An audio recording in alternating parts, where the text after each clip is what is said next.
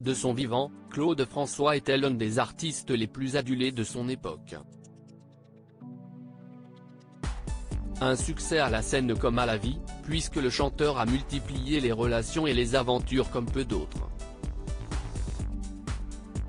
Un trait de sa personnalité gravé dans l'imaginaire commun, notamment en raison du très grand nombre de partenaires, il aurait couché avec plusieurs milliers de femmes, et de leur âge, nombre d'entre elles étaient mineures au moment des faits. Mais si son histoire avec France Gall a marqué les esprits, du fait que leur couple réunissait deux des chanteurs les plus populaires des années 1960, Claude François a également eu une relation, plus brève et confidentielle, avec une autre star des yéyés.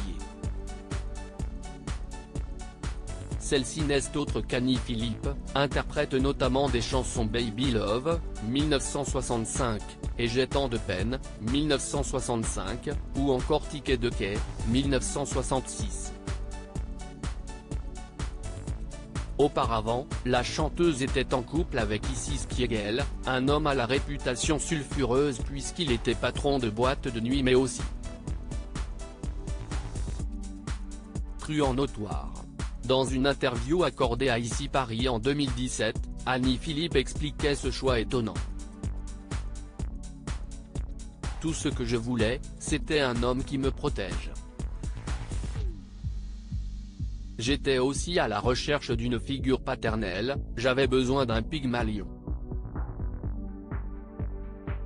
Hélas, je suis tombé sur un homme qui m'a dépouillé, qui a profité de ma jeunesse et de ma réussite, développait-elle alors. J'étais persuadé que Claude allait se battre pour me garder mais une fois débarrassé de cette relation toxique, Annie Philippe rencontre Claude François, qui a alors fraîchement rompu avec France Gall, lors du shooting de Salut les copains. Le hasard a voulu qu'il soit placé à côté de moi pour la fameuse photo.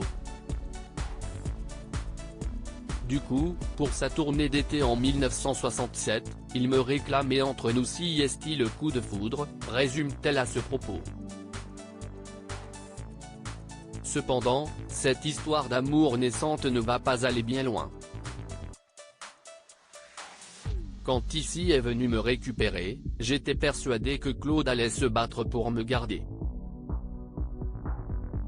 Il n'est jamais sorti de sa loge et je lui en ai terriblement voulu, se remémorait ainsi la chanteuse. Par la suite, elle deviendra l'épouse du malfrat René Juillet, qui sera exécuté en 1980, et se mariera également avec le cycliste et directeur sportif Cyril Guimard.